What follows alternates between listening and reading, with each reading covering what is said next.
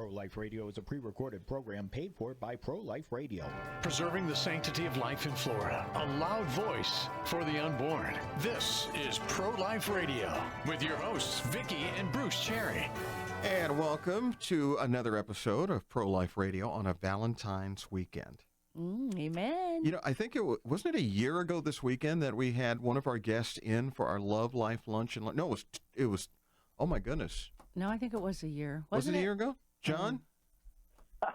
You know, I can't remember. These pink and red hearts come flying so fast on the calendar now. It's either been 12 months or 24. It's got to be one or the other. One or the other. Pretty sure it was 12, but it could have been, Yeah, it could have been. So we have a very interesting show for you today. We have John Michener, who's a pro-life author, a speaker, and an abolitionist, who's joining us today. But we also have with us two great friends. John's a great friend, but Lynda's a great friend as well. We've got Lynda Bell, who is the president for Florida Right to Life and chairman of the board for National Right to Life. She's a pro-life advocate and lobbyist, and we've got them both here. We've got what I believe is going to be a very interesting show for everyone as we listen in on the debate. But before we get started, we always start off with Jeremiah 1:5 and prayer. Before I formed you in the womb, I knew you. Before you were born, I sanctified you. I ordained you a prophet to the nations. Heavenly Father, we come to you once again, and we thank you for this weekend, and we thank you for this time. We thank you for this show, and we thank you for these two strong individuals who are working to save babies, and we all are. And God, we thank you for that. We ask you that we be blessed to change hearts and change minds and to share truth and to educate someone. Anyone out there within the sound of our voice tonight that hears this show that may be thinking about having an abortion, we pray that we can change that and save that child and to bring healing as well. God, we ask for your blessing upon our guests and upon all who hear this show, and we thank you for this opportunity. In the name of your precious Son, Jesus Christ, we pray. Amen. Amen. All right. So, Lynda, welcome to the show. How are you? Thank you. I would be remiss to say that I'm also a speaker. It just comes with the territory, so I just guess that's part of it. And you are quite the speaker. We had the pleasure of hearing Lynda speak at the Florida Right to Life Gala a few weeks ago in Jacksonville, and it was just an incredible night. Incredible night. Tim Tebow, he was just, wow. And Lynda brought along her arm candy, too. Yeah. Yes, I did. Yes, I did. My pastor did the opening prayer, and when I called my husband my hunka burnin' love, he started texting Elvis. All right. Okay, so... And by the way, this is our anniversary weekend. It is. Also. It is our anniversary weekend. Bruce, you are my hunka burning love. Oh, snap. Yes. Happy anniversary. How many years? It's only been 3. Yes. It has only been 3. We've known each other for about 5 years, but it's only been 3 years that we've been married, and we got married on the beach in New Smyrna, Florida, 3 years ago. I love it. This on weekend. Valentine's Day. Yeah. So yeah. So Bruce wouldn't forget Lynda, you know. No. Yes, we don't. My husband. Sometimes he has a better memory on this than I do, but we've been married for 41 years. Wow. So. Wow. Awesome. Long time. Now, John, you've got a wife and a family at home. How long is it for you guys? It's 30 years this year. Wow. Very nice. John, it agrees with you because I would not have guessed that you had been married 30 years because you don't look old enough to have been married 30 years. So. And your beautiful wife was with us for our Love Life Lunch and Learn. She was. It was very great. So, you're too kind. So let's get right down to it. This is a topic that is kind of dividing the pro-life movement a little bit. So let's just jump into it. Should abortion, we want it illegal. Everybody wants it illegal. We want to stop abortion. And that's right. That's the very definition of it should be illegal. Should it be criminal? Should criminal penalties be handed down to the doctors and nurses and women and men who are seeking abortion and having one performed? John, I know you stand on the side of it should be criminal. Lynda, I know you stand on the side of no. So we're all friends here. We all love each other, and we're all trying to accomplish the same thing. I say that to set the ground rules. I don't think anybody's going to be calling names or anything. But let's hear your thoughts on this. Ladies first. Lynda, would you mind sharing your side of it, please? Of course. Let me say right on the onset that I don't necessarily say the movement is divided. And yeah, I know there are divisions, but the movement isn't divided on life.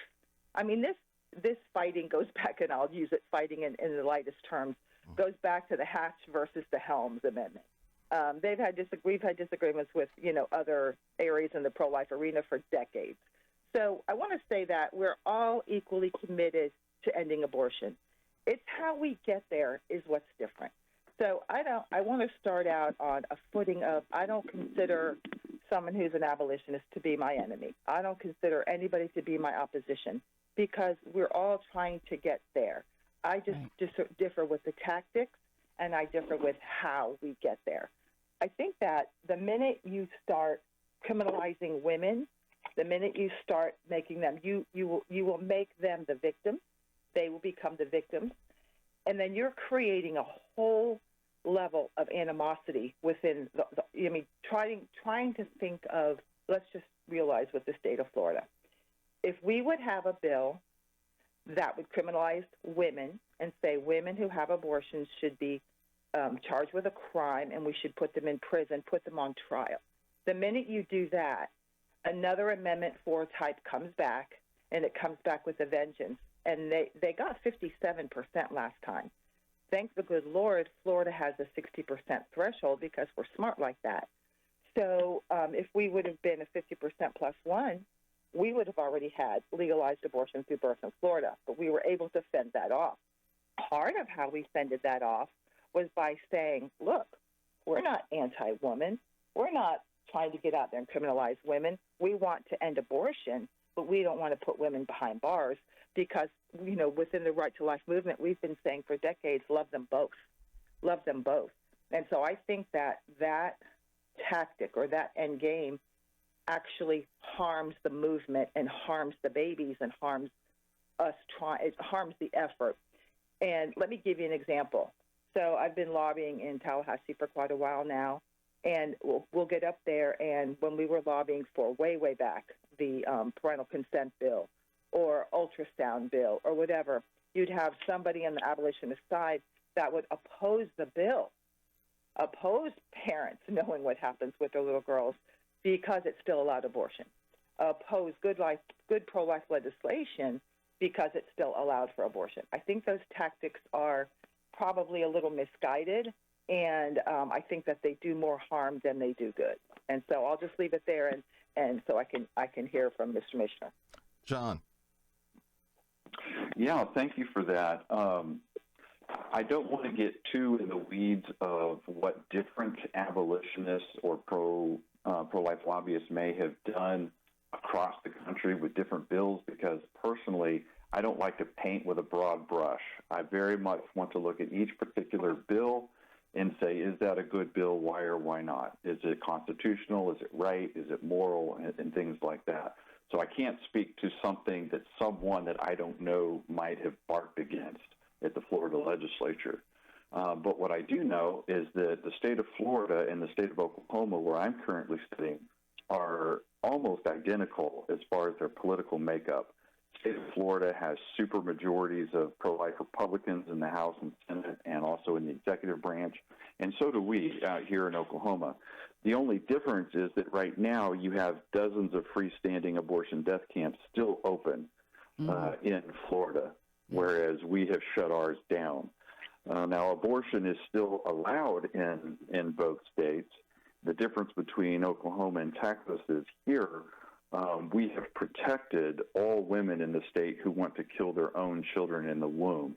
They actually have a pro-life license to kill that was sponsored by the National Right to Life and passed in our trigger bill here when we overturned Roe nationally. So Lynda says that the movement is not divided, and of course it depends on what you mean by that.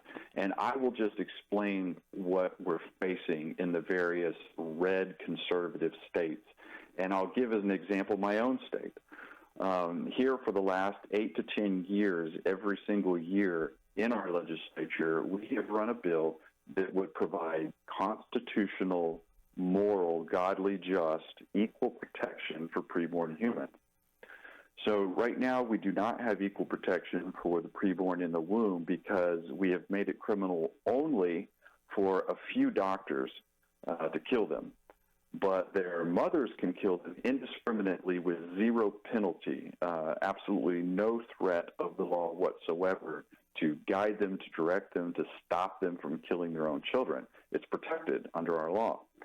So we have run a bill every year that would close that loophole and make it a criminal offense for anyone to kill a child in the womb, including that child's own mother, father, sperm donor, boyfriend, influencer, whatever. There's a lot of people involved in abortion, right? It's not just women. And everyone should be held accountable if they are a guilty party in that act. So what I face is I go to the Capitol, and we have all these state representatives and these senators who are on board with providing equal protection of the law to the preborn, and generally it doesn't pass. And the reason it doesn't pass is because our friend Tony Launger from the National Right to Life, who lives here in Oklahoma, is there lobbying every day, and he's telling these legislators that, no, you can't pass this bill because it's wrong to criminalize women. And so this is the debate that we need to have. If you kill an innocent human being, by definition, you've done something wrong. I think we agree, and we're on the same page here, that in the eyes of God, that is an immoral act. And where we differ is on whether or not we should make that a criminal act under the law. And since our law is based on the natural law of God in this country, we actually ought to be criminalizing anyone who does that. And John, I think that's where we need to have that debate. John, let me jump in here real quick. We're up against a break. We'll be right back. The debate is rolling. It is Pro-Life Radio, and we'll be right back on a Valentine's weekend Sunday night on AM 950, FM 94.9, The Answer. And welcome back to Pro-Life Radio on a Sunday evening. I'm Vicki Cherry. Across from me is my very handsome husband, Bruce. Happy anniversary. Happy anniversary. Happy Valentine's weekend to everyone out there. And may you be as fortunate enough to be as loved as I am. Just so sweet. Well, right now we are having a very strong conversation about a lot of different things, but we have two great guests on. I mean, we love them both, and we've had them at several things. We've been to several things with them. So we've got Lynda Bell. She is the Florida Right to Life president, and then also the chair for the National Right to Life. Lobbyist, speaker, all kinds of wonderful things. Pro-life advocate. Yeah. And then we've got John Michener. He has written a book. It is The Dark Side of the Pro-Life Movement, right? Avoiding the dark side Avoiding of the the dark. Okay. Well, we'll let John talk more about that. But we were right in the middle of a strong discussion, and we're going to start back with John and go ahead. Well, I think I had made a good case before the break that we want to make abortion against the law. But if there is no penalty for those involved, then it's not really against the law. You know, without enforcement, without some fear of the law, it doesn't stop anyone from doing anything.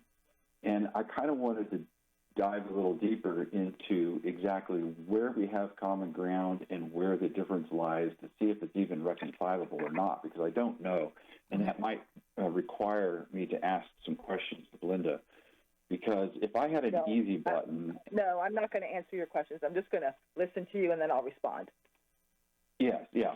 So if I had an easy button, a magic button, and I could push it, and tomorrow in my jurisdiction, all abortions would be against the law, and anyone who performed one, whether that was mother, doctor, or anybody, would risk being prosecuted, then I would definitely push that button. So that would protect everyone equally under the law.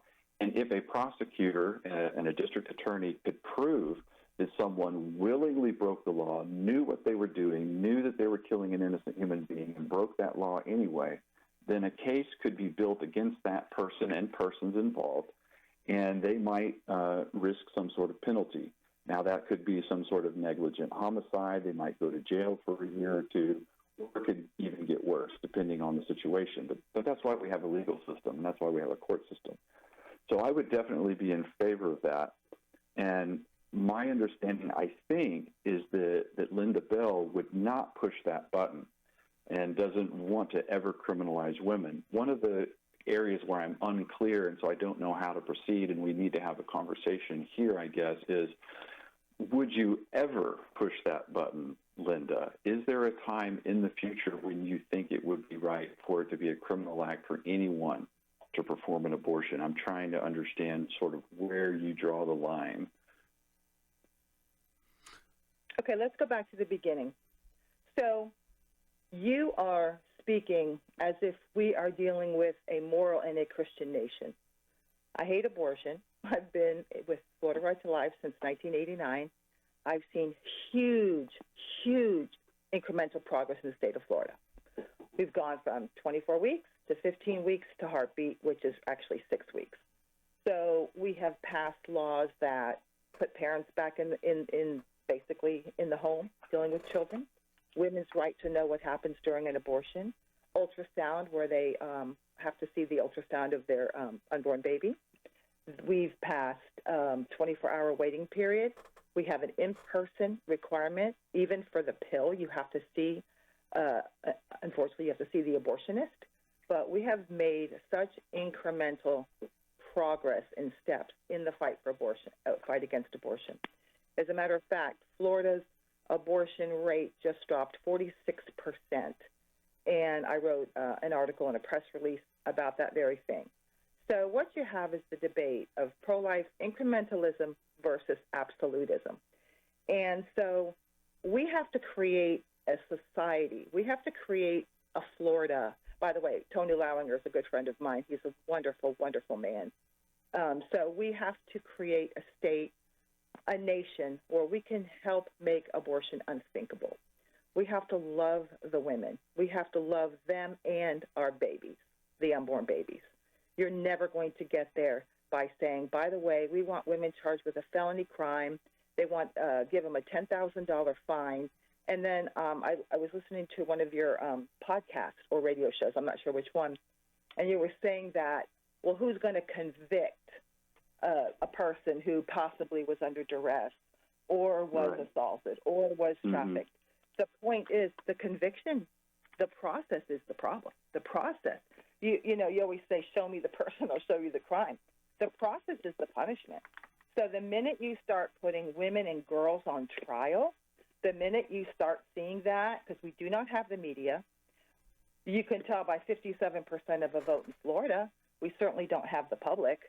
You start putting girls and women on trial, we will have an Amendment 4, which would be Amendment whatever, like we have never seen, because they were trying to tell the public that we wanted to criminalize women.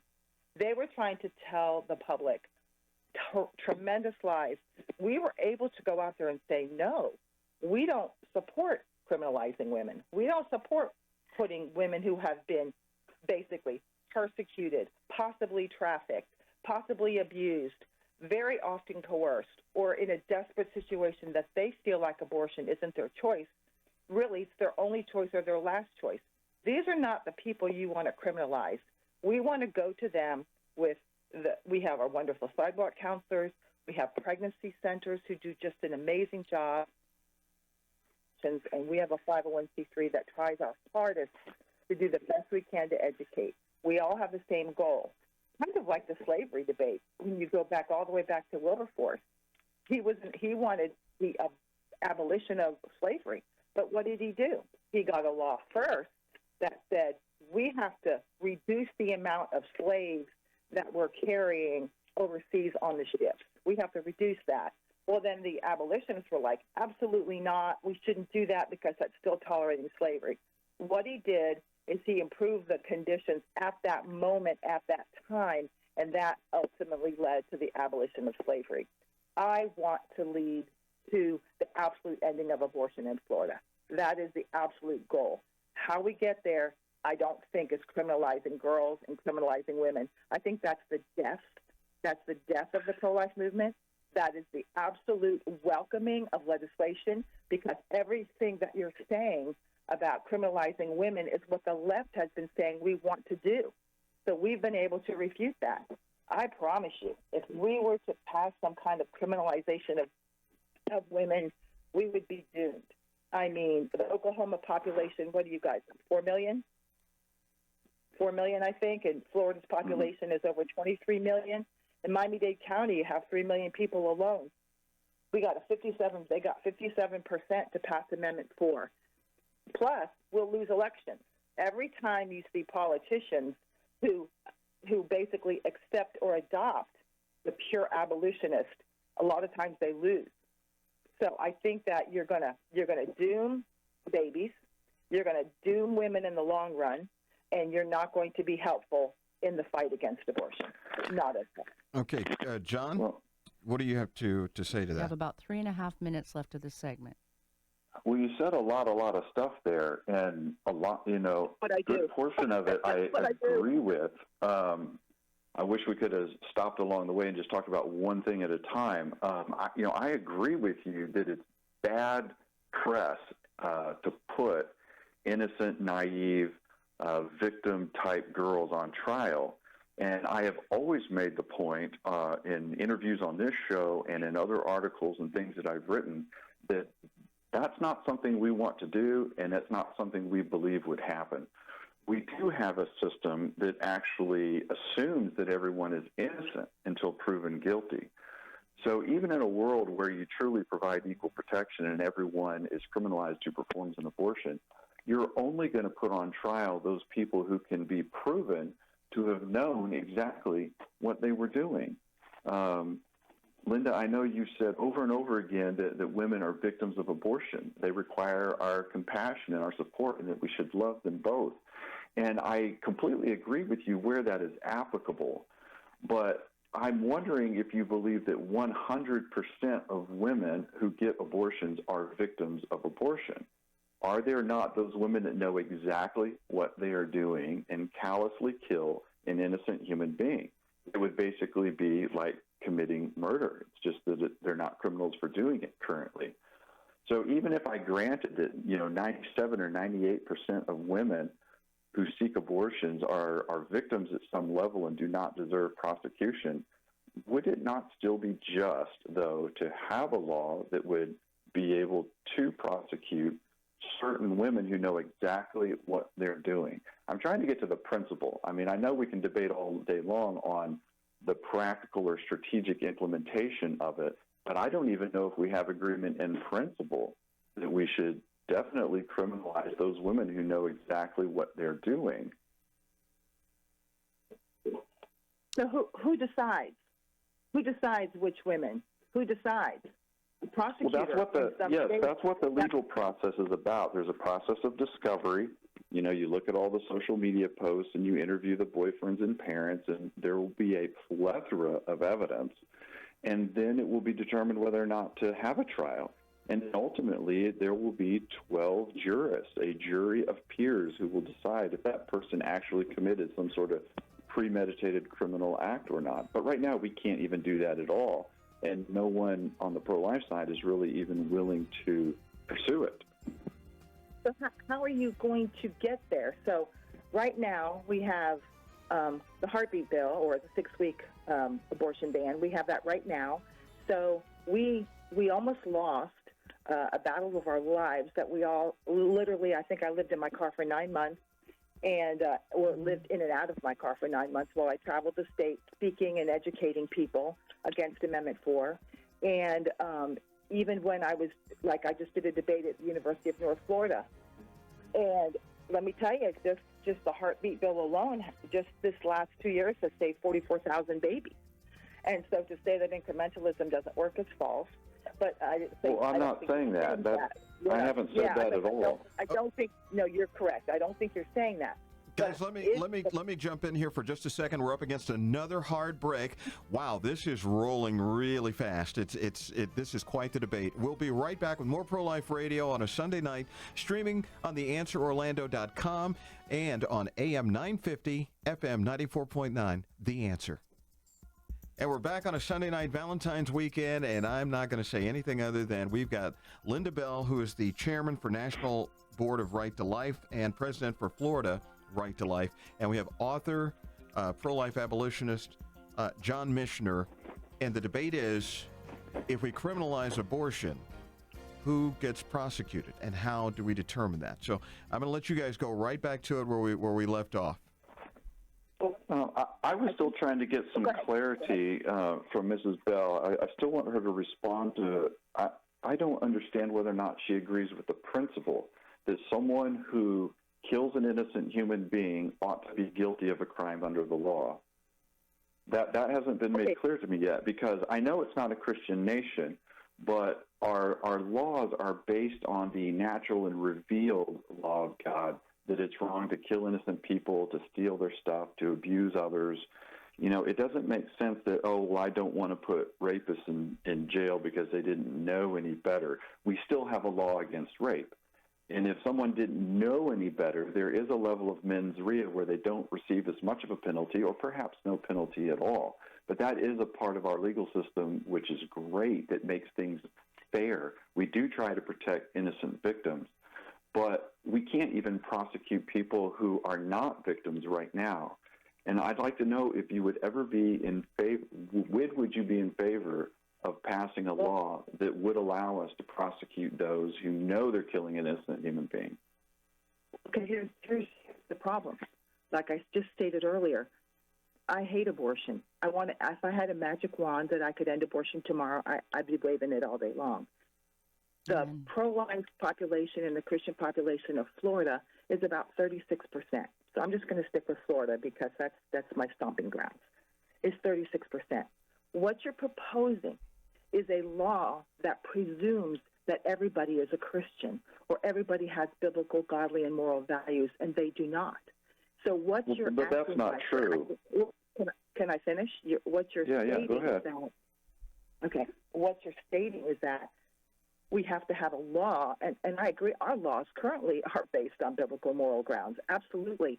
But do people recognize that? We have got work to do in the pro-life movement of changing the hearts and minds. That's why when we passed Heartbeat, we attached $25 million a year to help women in crisis, to help women in need. And I'm telling you, the tactics of criminalizing women, I do not support. I will not support. I will support criminalizing abortion. If we could ever get to the point where abortions are 100% outlawed or illegal, I would support criminalizing the abortionist, those who profit from it, those who sell the abortion pills, those who traffic on these women, those who profit from these women. And I would support all of that, but I will not support the criminalization of women who often are the victims. How do I know that? Because they talk to me. I know them. I know some of them in my own family. I know some of them who are girlfriends who've gone through the abortion restoration healing, the after-abortion healing. So I know these cases. What you're saying is that, did they think they knew what they were doing at the time? They did. But they didn't realize how they were being pushed because of a college or pushed from a father or pushed from a very angry boyfriend. They thought it was their decision when it was not. So what you're doing is you're putting these girls and women in very vulnerable situations. And I don't even think that is Christ-like to put them. We are supposed to rescue those. We are supposed to be a part of them. We're supposed to be helping out women. I mean, I think back with Jesus confronting sin, the woman who was caught in the act of adultery, and there was a mob of men wanting to stone her to death, and Jesus looks up and he says, woman, where are your accusers? Go and sin no more. He was just to have her stoned.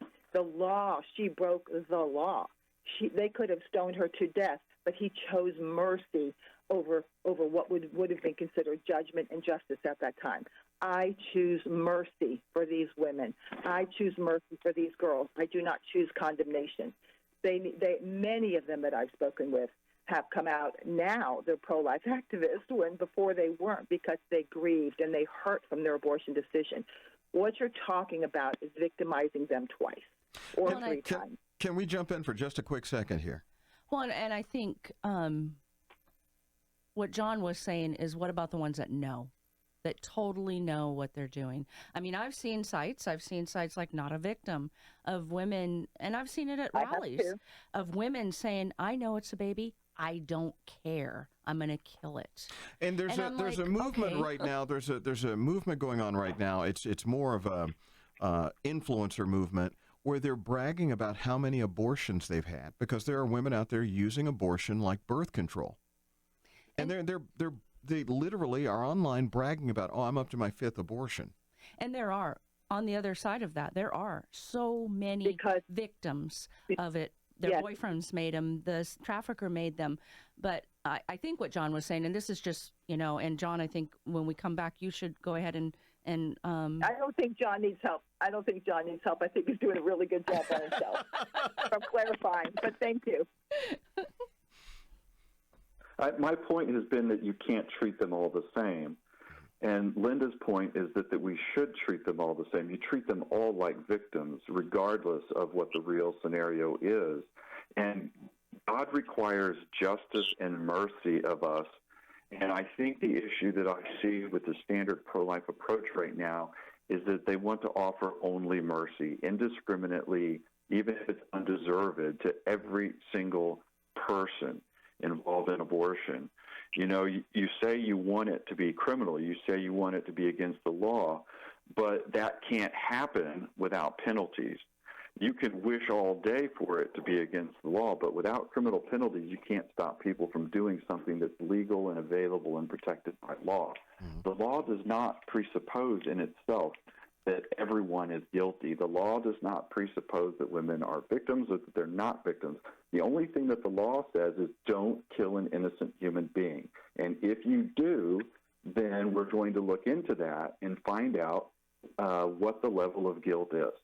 Is it negligent homicide? Is it manslaughter? Was it self-defense? Were you manipulated? There's no penalty. There's no harm, no foul. Or was it premeditated murder? That's the way our system works. Right now, it's not allowed to work in the case of abortion because we're offering indiscriminate mercy. But God requires justice and mercy, and mercy follows justice. Before you can tell someone that's okay, we're not going to punish you, you have to first be found guilty. You have to know that you broke the law and that you did something wrong. And then we can extend mercy if it's appropriate. But the law is not a minister. The law is not the Son of God. The law is there just to provide these social boundaries of do and do not. Here's how you behave yourself in civil society. And right now you can indiscriminately kill innocent human beings in the womb because we're too scared to punish it at all for anybody. And that can't continue if we ever want to make it against the law. Hang on, John. Go ahead, Lynda. I don't think the word too scared to punish or indiscriminately or not that's okay, because I was listening to something you should say. Nobody's saying that's okay. Nobody is saying that. I've seen those women, too. That's the effect of no penalty. I understand what you're saying. I get it. But what I'm telling you is, now let me ask you this. Is there a law in Oklahoma that abortion is a felony with a $10,000 fine? It is something very much, it is something very much like that. Interestingly enough, in Oklahoma in 1907, we had a statute against soliciting an abortion, and that would have been a misdemeanor, actually. But Tony Laulinger had that law stricken in 2022, 2023 with the trigger law. And that was part of, and so the argument has always been, well, these women don't know what they're doing, they're deceived, they're victims. And so it's almost as if we're claiming that women knew more and were more culpable in 1907 than they are today. I just find that hard to believe. Well, I'm going to just talk to Tony on my own, in my own little window. I'm not going to just take your word for anything you're saying here this morning. I'll verify it, because I have a feeling there's probably a much different perspective than what I'm hearing here. But I just wanted to say this.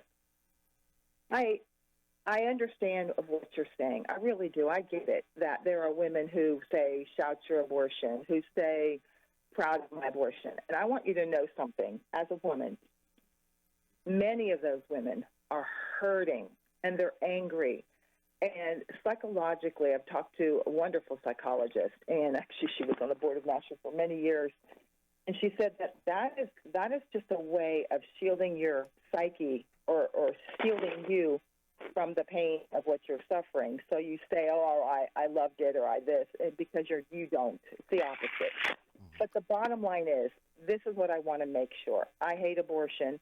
I recognize there are women that know exactly what they're doing. I recognize that there are multiple victims. I know that for a fact. I've spoken with them. The problem is, who decides? You can say, oh, look, she said shout your abortion, and she had an abortion, so we're going to go after her, but we're not going to go after this 18-year-old who said, well, I had an abortion because my boyfriend forced me into it. So who decides? And then when you say, well, there's a jury. There's a jury. There's 12, members. There's 12 peers. They get to decide. The process is always the punishment, not necessarily the trial.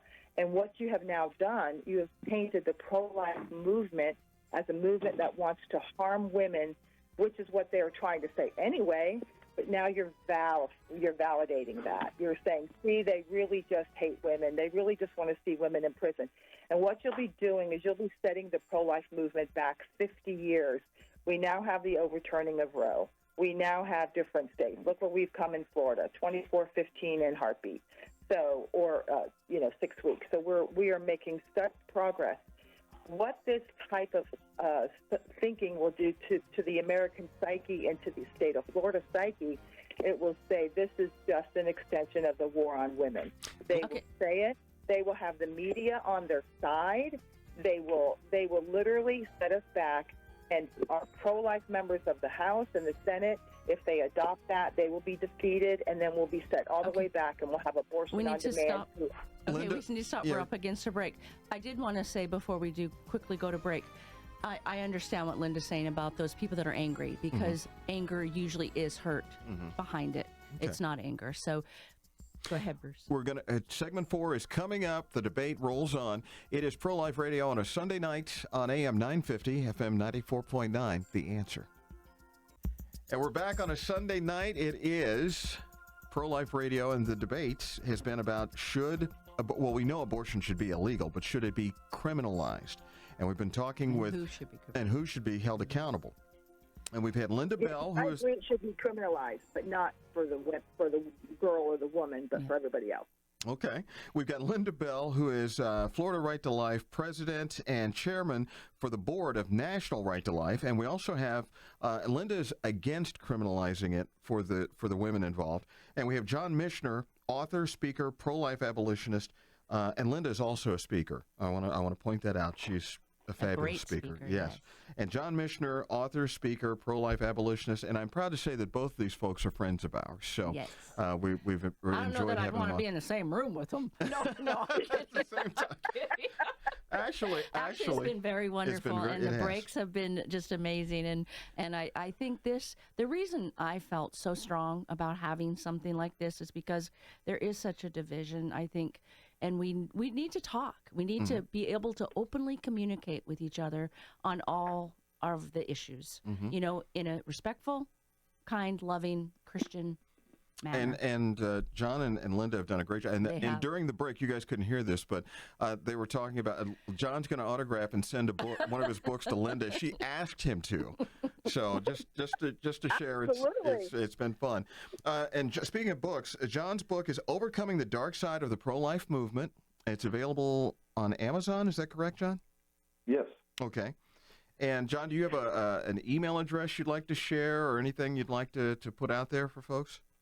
You can find me at unitedforlife.us, unitedforlife.us. I have lots of great articles up there. And in fact, I posted one recently right at the top of News and Updates called The Myth of Victimhood.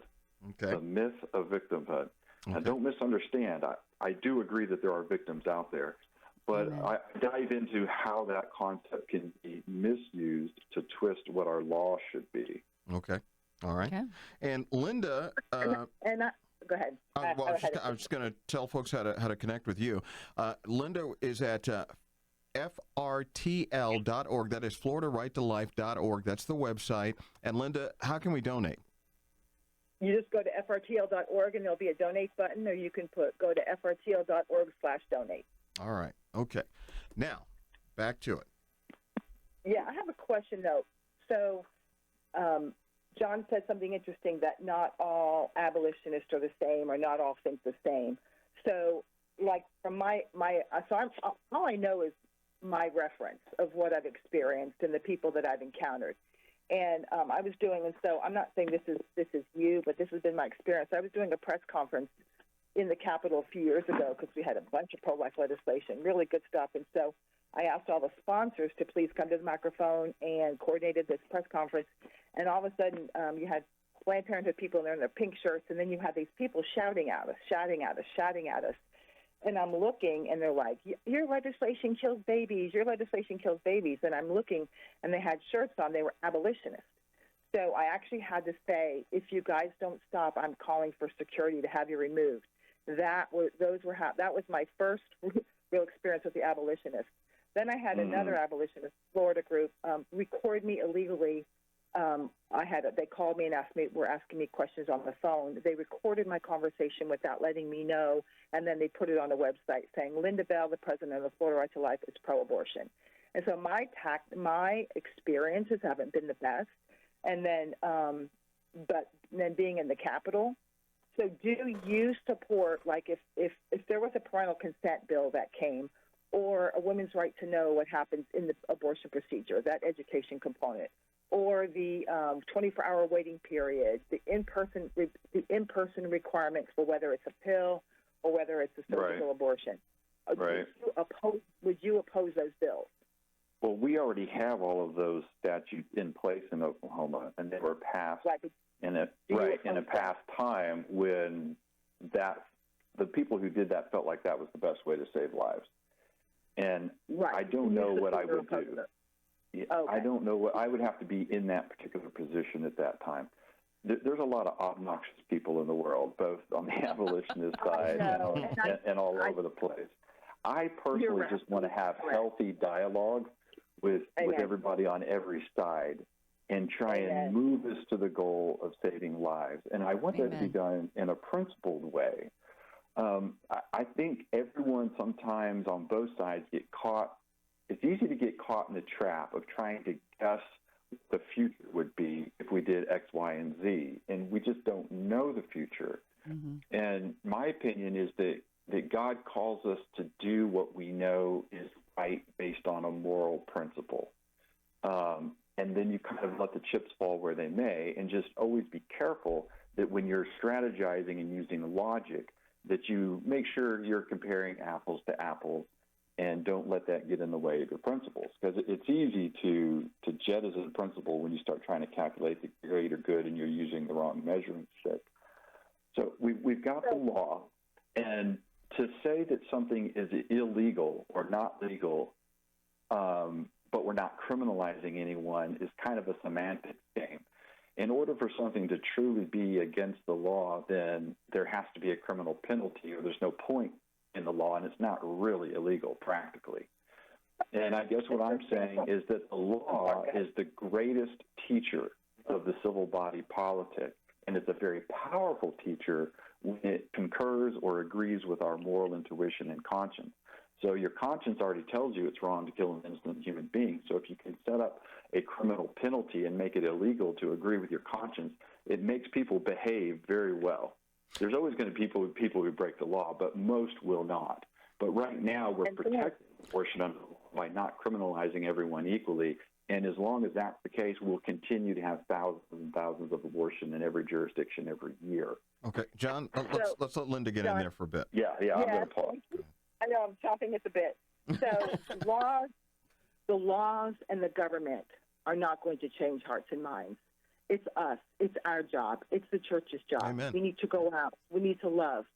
So what you're proposing sounds so good philosophically or theologically. It sounds so good on paper. Criminalize women, but it doesn't work. It backfires. And what's happened is if you prosecute women, it will come across as hating women. It will come across as lacking compassion. It would backfire. I know this. It would backfire terribly because I debate this issue. So the abolitionists, some of them, treating abortion as murder when it comes to women under equal protection laws, the criminalizing the penalties, criminalizing women, it's basically going to turn much of the nation away from pro-lifers when we are winning the battle. So why would you snatch? It's basically snatching defeat from the jaws of victory. We are progressing. We are winning in Florida. We have gone from 24 to 15 to heartbeat, and we're winning. A reduction of 44,000 abortions in a very short time is huge. Do I want to get to zero? 100%. But you're never going to get to zero unless you incrementally pass good laws that show that we love both the baby and the woman. You're never going to win the hearts and the minds of Floridians or Americans if you say, we love babies, and by the way, if you have an abortion, we're going to put you in prison. They're going to charge you with a felony. You're going to give you a $10,000 fine, and the jury will decide if it's fair or not. We'll just see. And then the stories will come out. I'm going to tell you, the stories will come out. I was taken there by my father, who said he was going to beat me, but she said, I want this abortion.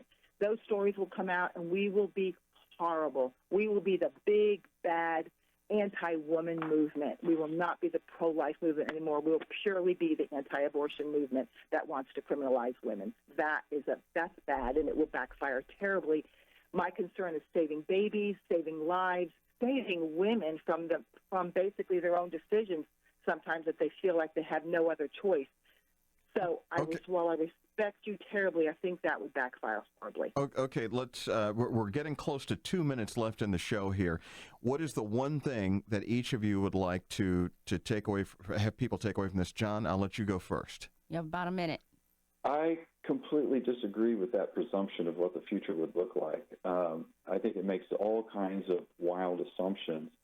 I think that if we will obey God and protect innocent people, that there may be a momentary political backlash for a few days, but it would only take a couple of marquee prosecutions of clearly guilty people to teach the rest of the population that, oh yeah, we're not going to kill innocent human beings in this jurisdiction anymore.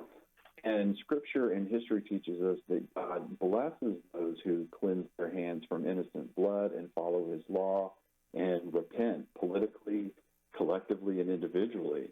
And I think God will bless any state that immediately abolishes abortion. Okay.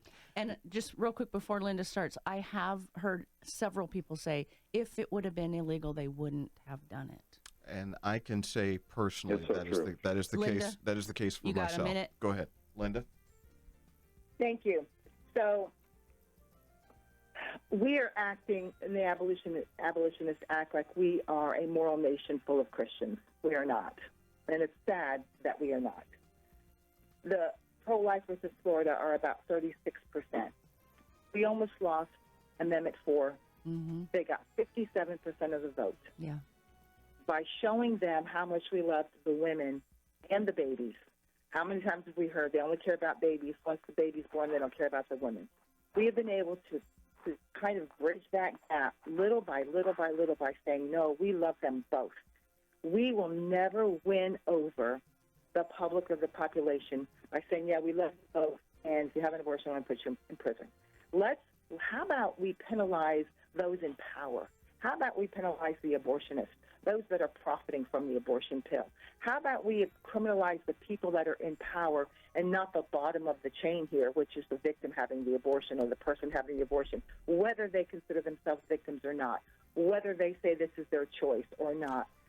I could get behind that, especially the Planned Parenthood, the doctors. I could get behind criminalizing them. Absolutely. Amen. Hey, guys, this has been a fantastic show. We got to do this again. We really do. And John, I want to thank you so much for being here. Lynda, thank you so much. Even though I know you're not feeling well, prayers for you to feel better and to get well. Ladies and gentlemen, we thank you. Details on how you can help keep this show on the air coming up.